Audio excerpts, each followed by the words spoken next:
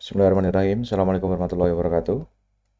Alhamdulillahirrahmanirrahim. Pada kesempatan kali ini, kita dapat melanjutkan perkuliahan interaksi manusia dan komputer. Di perkuliahan kali ini, kita akan membahas mengenai ergonomi. Adapun objektif atau capaian pembelajaran, pada slide kali ini, mahasiswa dapat mendeskripsikan ergonomi dalam lingkungan penggunaan komputer, yaitu ergonomi yang di bidang fisik ya, kalau saya sebut kaitan dengan pemakaian komputer ataupun laptop. Kemudian yang kedua adalah mendeskripsikan ergonomi dalam desain UI suatu sistem. Jadi kalau yang ini ergonomi tapi di dalam UI-nya.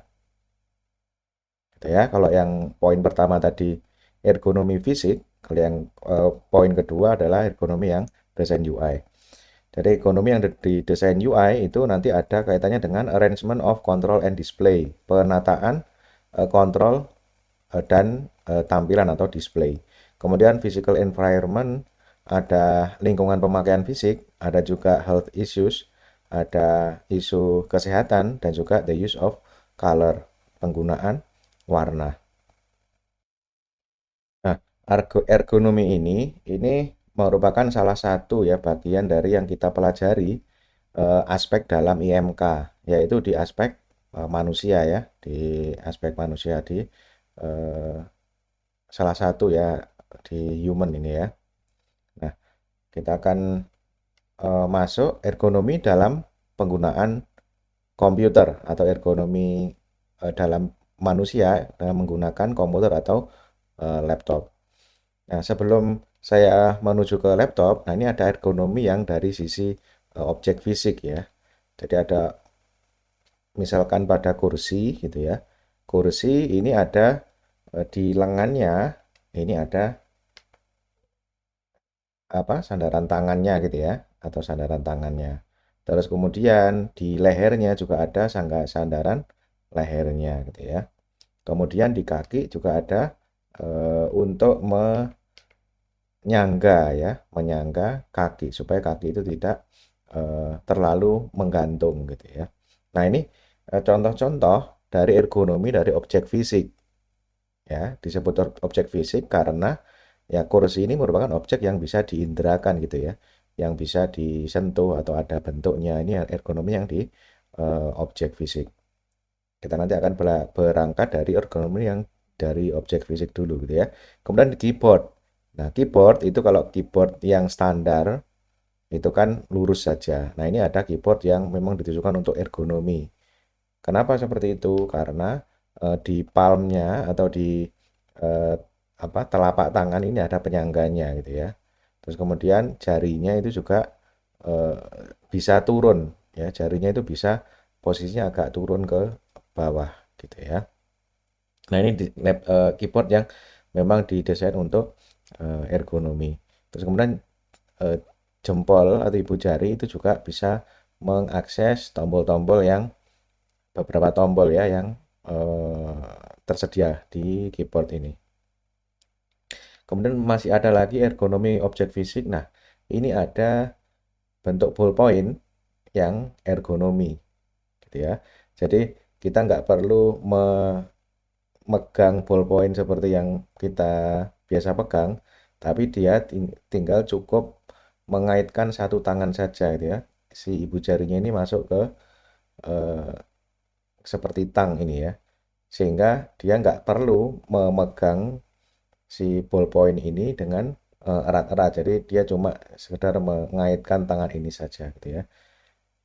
Kemudian, nah ini bentuk yang lain lagi. Ini bentuknya seperti ballpoint, seperti gunting, maaf. Ya, ballpoint yang bentuknya seperti gunting. Nah ini juga ya ini menerapkan konsep-konsep ergonomi. Jadi mencoba untuk supaya eh, jari-jari tidak memegang ballpoint terlalu erat sehingga memudahkan untuk lelah ya, bisa terjadi kelelahan. Kemudian selanjutnya ada, nah ini ada pensil yang dilapisi atau di area tangannya itu dilapisi oleh bentuk yang nanti sangat nyaman untuk dipegang tangan ya. Sangat nyaman dipegang tangan. Ya, ini adalah contoh-contoh ergonomi dari objek fisik. Lalu, apakah ergonomi itu sebenarnya ya? Ergonomi adalah ilmu yang mempelajari pengukuran organisasi pekerjaan yang bertujuan meningkatkan efektivitas kegiatan-kegiatan manusia. Jadi, dia ini tujuannya ya, apa sih membuat desain-desain yang tidak biasa, barangkali tanda kutip gitu ya. Itu tujuannya adalah meningkatkan efektivitas kegiatan-kegiatan manusia. Caranya bagaimana ya? Mempelajari pekerjaan atau manusia dalam menjalankan pekerjaan gitu ya. Kemudian tujuannya melakukan sesuatu dengan cara kerja yang efisien atau minimalisasi risiko kesalahan manusiawi. Nah, titik pusat studi dari ergonomi ini adalah manusia dan sifat alamiahnya yang mempunyai keterbatasan dalam berinteraksi. Jadi, eh, manusia diobservasi bagaimana dia mengoperasikan suatu alat untuk menyelesaikan menyelesaikan taks-taks yang dia ingin selesaikan gitu ya. Nah, sehingga diusulkan alat-alat yang dia itu lebih memudahkan, lebih meningkatkan efektivitas lagi gitu ya, supaya dia itu bisa menyelesaikan pekerjaannya dengan lebih efektif, dengan lebih nyaman gitu ya, dengan risiko kesalahan yang lebih kecil. Kemudian, nah ini adalah contoh penerapan dari ergonomi pada penggunaan laptop atau komputer. Nah, ini misalkan position monitor 18 inch to 24 inch away, approximately a arm's length. Jadi tempatkan monitor ini kurang lebih 18 inci sampai 24 inci ya dari badan gitu ya. Kira-kira sepanjang tangan gitu ya. And about 15 to 30 below your line of sight. Dan 15 sampai 30 derajat ini di bawah garis pandangan. Garis pandangan yang mana? Garis pandangan itu lurus dari mata ini ya. Lurus dari mata ini garis pandangan gitu ya. Nah, untuk yang 15 derajat dari garis pandangan ini turun ke bawah ya. Jadi monitor itu diletakkan 15 derajat dari garis pandangan tadi atau sampai maksimal 30 derajat gitu ya. Jadi tidak tegak lurus baiknya laptop atau monitor itu ya. Memandang itu turun 15 derajat gitu ya. Jadi yang ini turun 15 derajat gitu ya.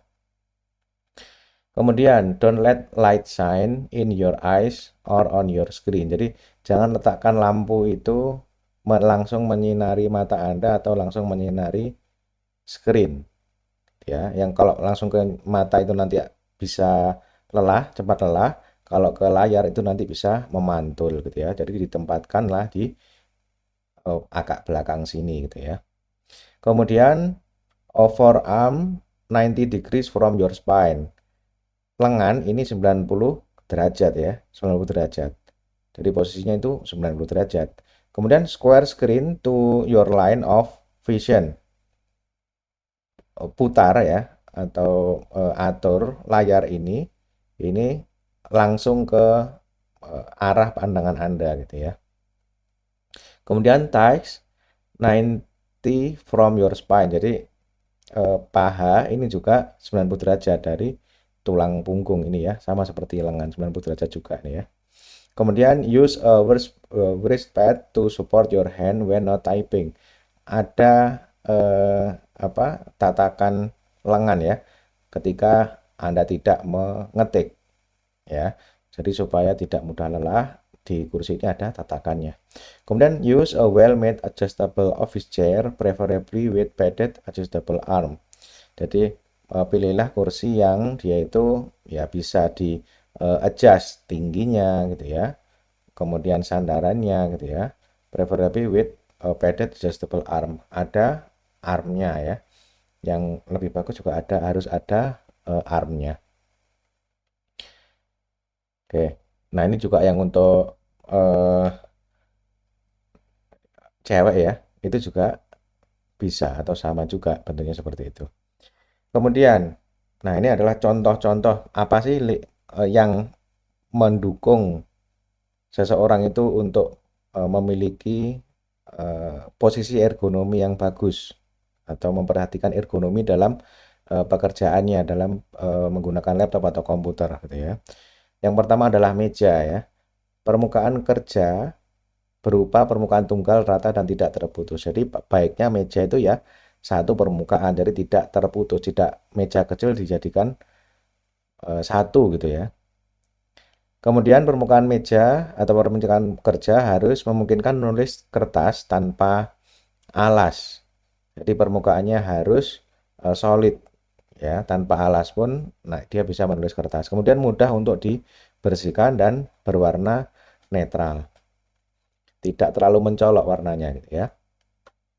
Nah, kemudian yang kedua adalah kursi. Kursi harus memungkinkan perubahan postur tubuh.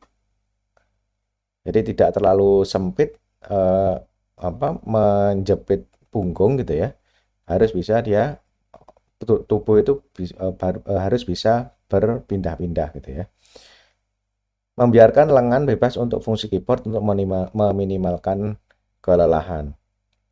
Jadi eh, lengan ini bisa setelah pakai keyboard itu nanti bisa beristirahat gitu ya istilahnya. Kemudian harus dimungkinkan mengatur ketinggian kursi dan posisi sandaran sambil duduk di kursi. Jadi tingginya manusia itu kan berbeda-beda. Jadi kalau kursi standar saja itu nanti bisa jadi kakinya gantung kalau orangnya pendek ya, atau juga kakinya itu nggak bisa 90 derajat kalau orangnya tinggi ya. Nah, kemudian footrest. Ketinggian kursi dan meja biasanya tidak mengakomodasi pekerja tertinggi dan terpendek. Nah, ini solusinya dari kursi tadi ya. Kursi kalaupun kursinya standar gitu ya, agak tinggi gitu ya. Itu Anda bisa pakai footrest gitu ya. Karena sandaran kaki harus disediakan apabila ketinggian meja dan kursi tidak dapat disesuaikan gitu ya. Jadi kalau misalkan kursinya itu terlalu tinggi dan orangnya terlalu rendah ya diberi footrest gitu ya untuk supaya si sudutnya kaki itu nanti bisa 90 derajat gitu ya. Dan kaki nggak terlalu menggantung ya, terutama kaki nggak terlalu menggantung kalau yang di footrest ini. Nah, kemudian yang terakhir adalah visual display unit atau monitor. Visual display unit harus diposisikan pada ketinggian dan sudut yang tepat untuk postur kerja yang nyaman, seperti yang di derajat ataupun ukuran yang digambar sebelumnya tadi. Visual display unit harus terpisah dari keyboard, dapat disesuaikan untuk ketinggian di atas meja. Jadi untuk bekerja itu keyboard dengan visual display unit itu harus terpisah. Jadi apakah ada keyboard yang jadi satu dengan visual display unitnya? Ada, yaitu monitor-monitor ya yang touchscreen. Nah, itu keyboardnya jadi satu dengan visual display unitnya gitu ya. Dan kalau yang monitor touchscreen itu sebenarnya tidak cocok untuk bekerja lama-lama gitu ya. Yang cocok itu ya yang keyboardnya terpisah dengan videonya. Kemudian software pada visual display unit harus memungkinkan setiap pekerja untuk memilih warna atau menyesuaikan kontras, brightness dan seterusnya. Nah, itu tadi ergonomi dalam eh, kaitannya ya manusia dalam menggunakan laptop atau dalam bekerja menggunakan komputer yang saya sebut tadi sebagai ergonomi fisik. Nah, sekarang apakah ada ergonomi di desain UI? Gitu ya. Kita akan pelajari UI desain ergonomi ya. Mendesain kendali aplikasi dan layout tampilan berdasarkan lingkungan fisik dan kemampuan pengguna di mana interaksi terjadi. Jadi, tetap kita memperhatikan lingkungan fisik di mana dia itu akan dioperasikan dan juga kemampuan dan batasan penggunanya. Tapi yang kita perhatikan adalah desain UI-nya, bukan di luarnya gitu ya. Jadi kita bahas di ergonomi ini ada dua aspek, dari aspek fisiknya dan aspek di dalamnya gitu ya.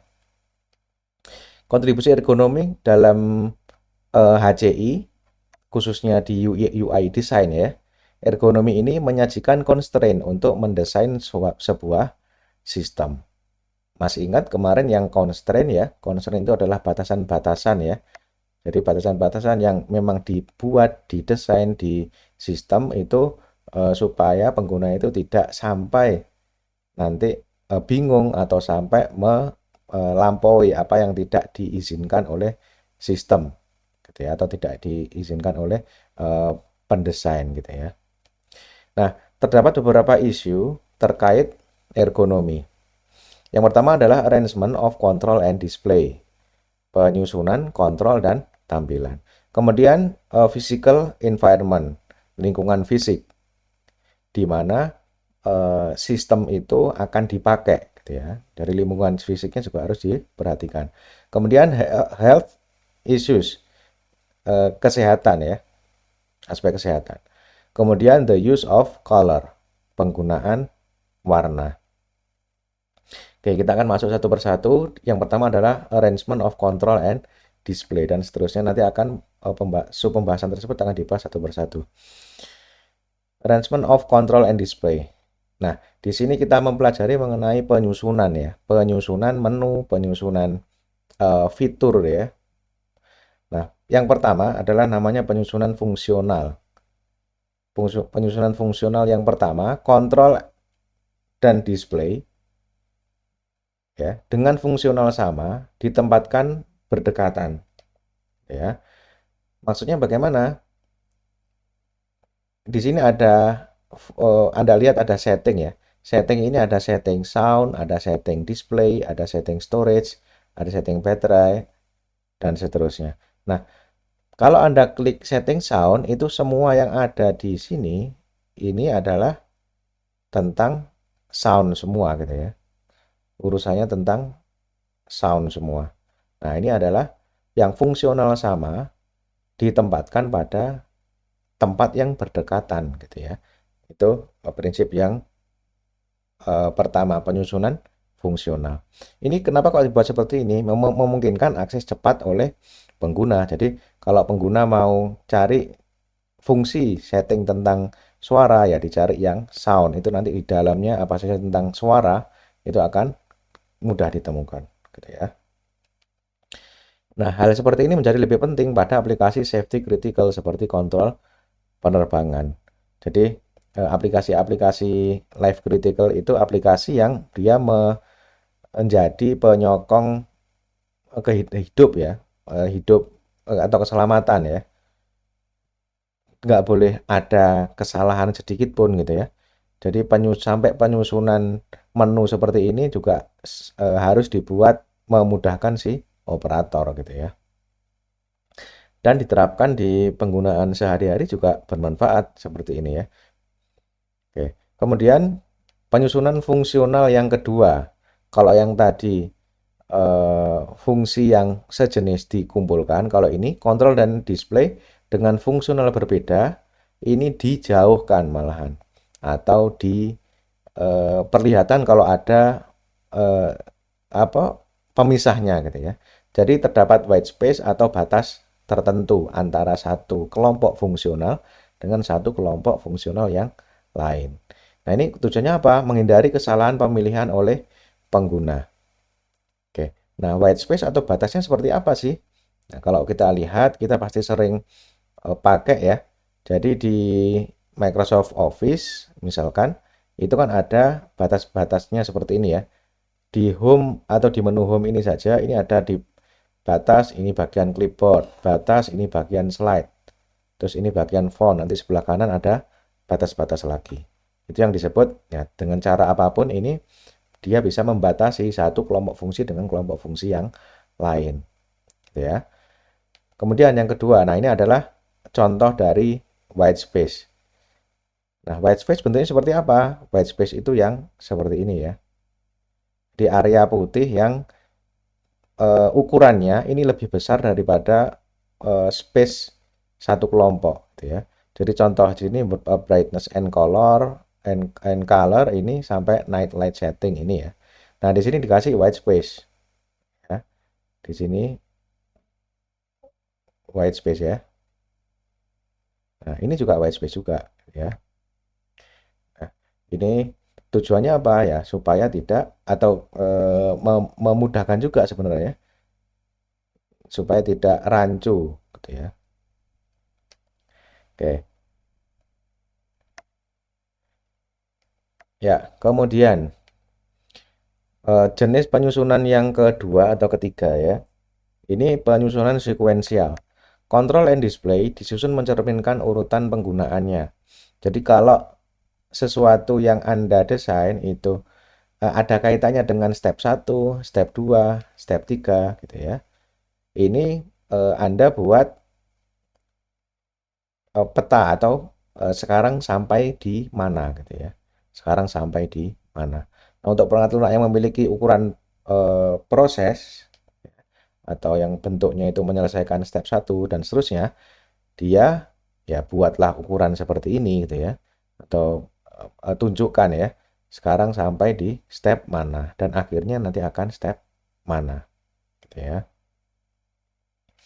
Kemudian penyusunan berdasarkan frekuensi. Control and display disusun sesuai dengan seberapa sering mereka digunakan. Jadi ada yang dia dibuat otomatis ya, ada yang pengguna itu bisa setting sendiri kira-kira aplikasi apa yang dia paling sering pakai gitu ya. Contohnya kalau yang otomatis itu ya yang di most use seperti ini ya. Di most use, menu most use seperti ini.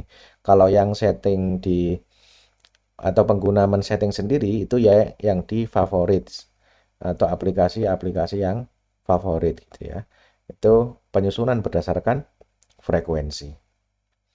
Kemudian ya, ini terkait masih tentang arrangement of control and display. Ini struktur hierarki pengelompokan menu. Visual yang terbagi menjadi tingkatan atau lapisan yang terkelompok akan dapat memudahkan orang mendapat informasi yang relevan. Jadi, ketika Anda mendesain itu eh, coba dibuat sejajar ya, rata.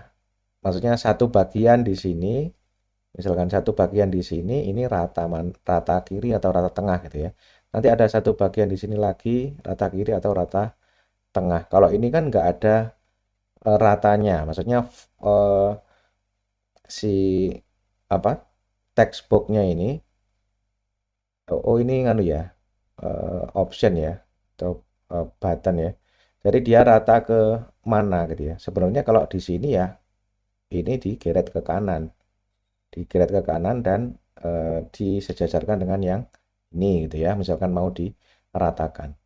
Nah, bentuk yang lebih baik yang seperti apa? Nah, bentuknya seperti ini. Jadi, misalkan di sini rata segini gitu ya. Ya sudah dibuat di sini menu-menunya itu rata segini semua gitu ya. Jadi segini semua. Yang menyesuaikan yang mana ya? Yang ini audio output, audio input ini ya. Gini ya. Oke.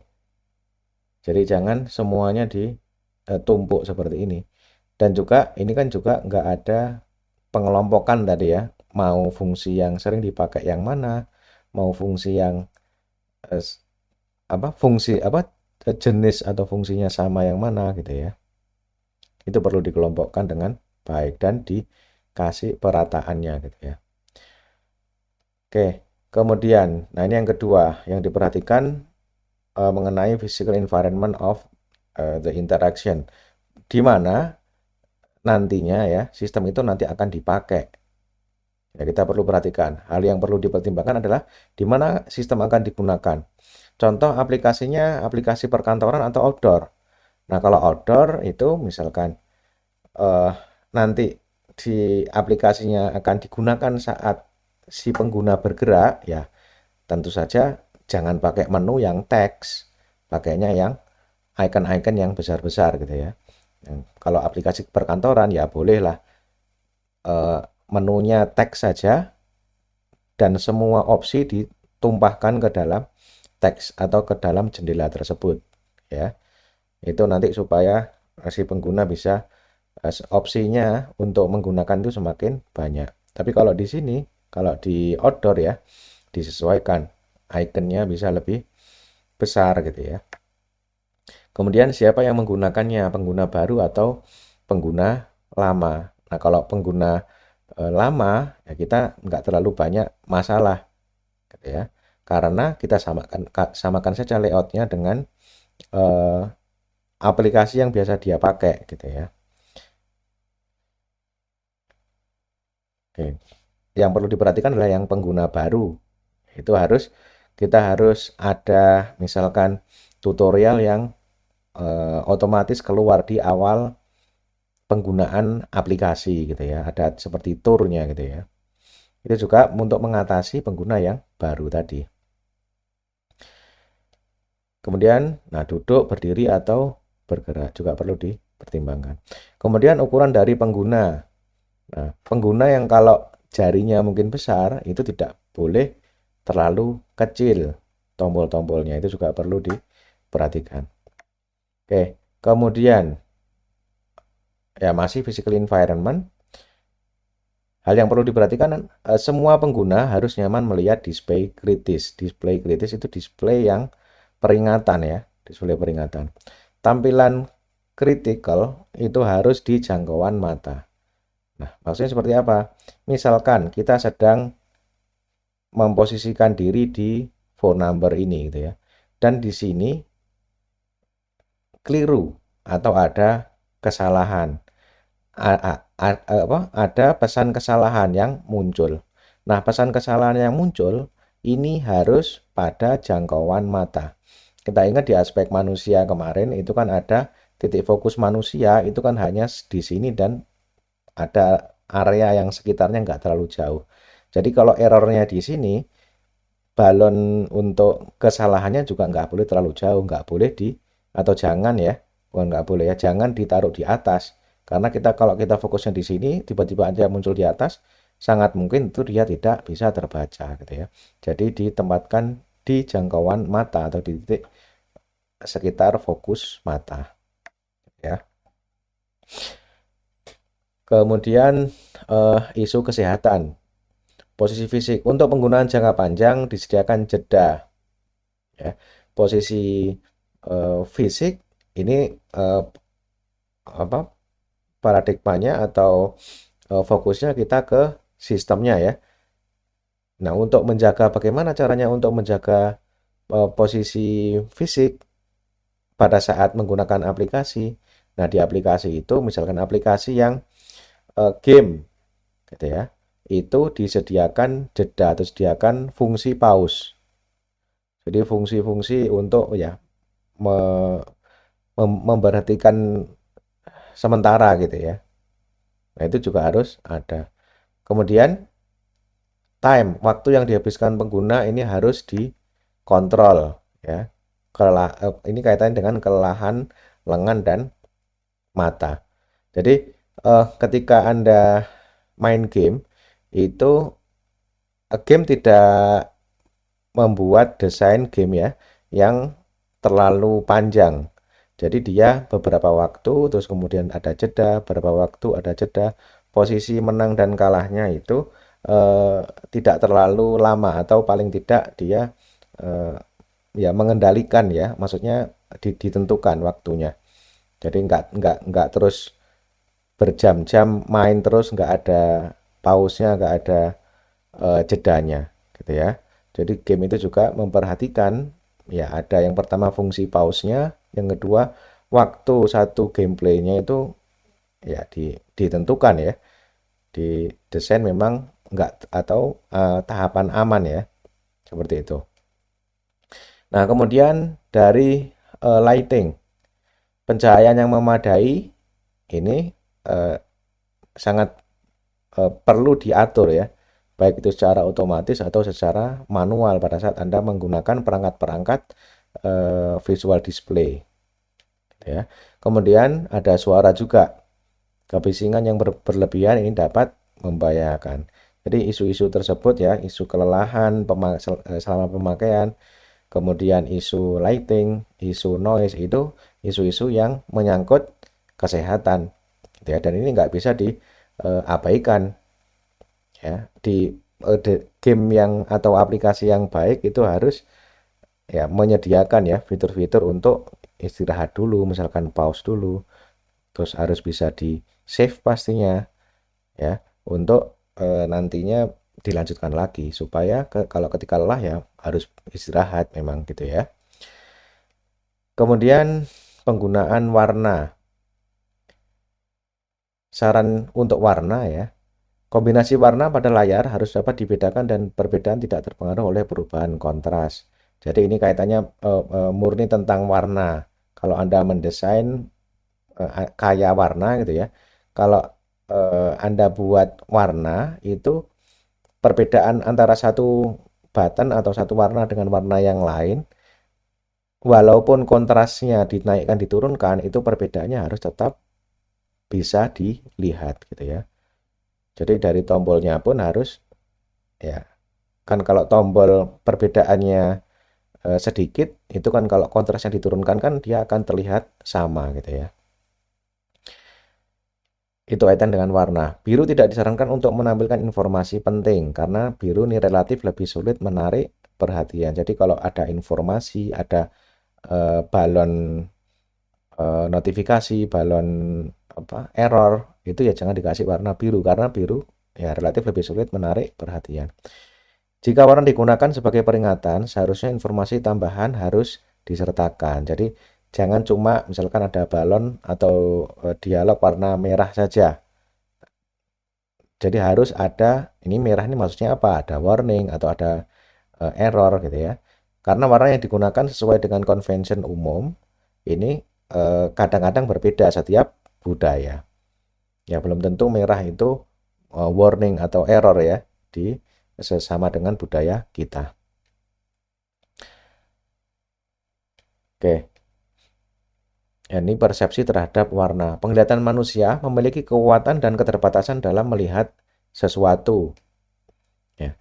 Keterbatasan persepsi warna berpengaruh pada desain user interface seperti penglihatan kita dioptimalkan untuk mendeteksi kekontrasan, bukan kecerahan dari objek.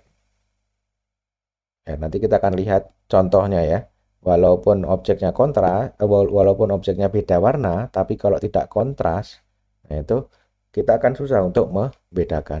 Kemampuan kita untuk membedakan warna tergantung pada bagaimana warna disajikan. Jadi kombinasi lingkungan dari sekitar dari button yang kita desain itu juga berpengaruh. Beberapa orang memiliki buta warna. Nah, ini juga perlu diperhatikan betul-betul. Nanti apakah aplikasinya tersebut ditujukan untuk semua orang termasuk yang buta warna atau kita sediakan fitur sendiri untuk yang buta warna gitu ya. Nah, kekontrasan tepi objek sangat berpengaruh pada penglihatan manusia. Nah, ini adalah gambar penjelasan yang tadi ya. Tepi objek itu adalah tepi yang hijau ini ya. Jadi kontrasnya yang di luar-luar ini sangat berpengaruh ya dalam penglihatan manusia. Lingkaran di tengah objek ini tidak berwarna atau tidak berbeda warna sebenarnya. Ya, jadi yang hijau yang di sebelah kiri dan hijau yang di sebelah kanan ini sebenarnya warnanya sama. Penglihatan manusia sangat dipengaruhi oleh gelap atau terangnya tempat di sekeliling objek yang diamati. Jadi bisa jadi yang hijau ini kalau yang sekelilingnya itu berbeda warnanya, orang bisa melihat hijau ini warnanya yang lebih cerah yang mana gitu ya. Kemudian ada lagi kemampuan membedakan warna tergantung pada penyajian warna. Ini kaitannya misalkan Anda desain button atau window gitu ya. Tiga faktor yang mempengaruhi kemampuan kita untuk membedakan warna antara satu dengan yang lainnya. Yang pertama adalah kepudaran. Kepudaran atau kurang jenuh dua warna, ya semakin pudar dua warna, dua buah objek ya. Semakin pudar suatu warna, semakin susah membedakannya. Ya, Jadi semakin pudar suatu warna di kedua objek ya, kita akan semakin susah untuk membedakannya. Contohnya seperti yang di gambar A. Jadi semakin pucat itu warnanya akan semakin eh, apa susah dibedakan, gitu ya. Nah, implikasinya misalkan kalau Anda membuat desain terus Anda buat notifikasi yang merah itu ya jangan merahnya merah pudar, terus kemudian lingkungannya merah pudar itu atau teks ataupun di sekitar notifikasi merah yang mau keluarkan itu jangan sampai juga pudar warnanya gitu ya. Itu akan susah ketahuan kalau ada balon notifikasi atau balon error merah gitu ya. Itu akan susah. Kemudian ukuran tampungan warna semakin kecil atau tipis, semakin sulit untuk membedakan warna. Jadi yang pertama kotaknya paling atas ya, itu kotak kecil. Ke bawah semakin besar.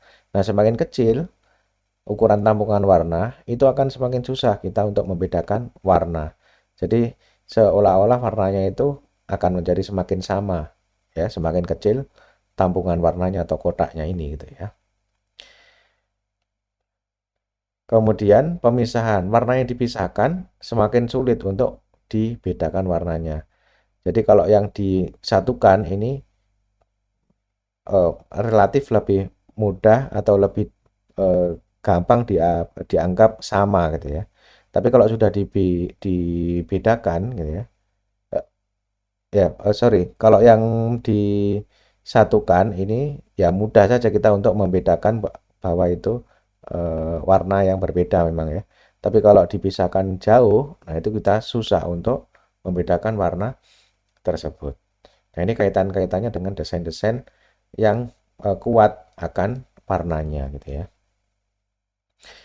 Kemudian desain grafis yang menggunakan banyak warna tidak bisa dibedakan oleh user yang memiliki kebutaan warna. Jadi perhatikan misalkan kalau Anda mau membuat layout grafis ataupun yang dia itu sangat memang menjadi pembeda gitu ya antara satu bagian dan bagian yang lain. Itu jangan mengandalkan warna saja ya. Jadi sangat sedikit warna berbeda saja sudah berbeda gitu ya yang dijelaskan yang dia jelaskan warna ini jelaskan itu jangan hanya mengandalkan warna saja tapi gunakan juga ya pola-pola atau arsiran misalkan di sini ada eh, bentuk yang seperti ini ya terus di sini ada pola-pola yang misalkan seperti ini gitu ya pola X terus nanti yang di yang lain nanti ada juga pola misalkan kotak-kotak gitu ya. Nah, jadi selain warna juga dibuat pola kotak-kotak seperti itu. Itu nanti bisa lebih aman untuk orang-orang yang memiliki kebutaan warna, ya. Nah, eh, kita sudah sampai di bagian akhir sebagai review. Kita tadi sudah mempelajari, mendeskripsikan ergonomi dalam lingkungan penggunaan komputer. Ya, ergonomi fisik dalam seseorang itu menggunakan laptop atau komputer. Kemudian yang kedua adalah mendeskripsikan ergonomi dalam desain UI suatu sistem. Yang dimana tadi kita sudah belajar mengenai arrangement of control and display, kemudian physical environment, kemudian health issues, dan juga the use of color. Mudah-mudahan slide kali ini bisa bermanfaat. Saya akhiri. Assalamualaikum warahmatullahi wabarakatuh.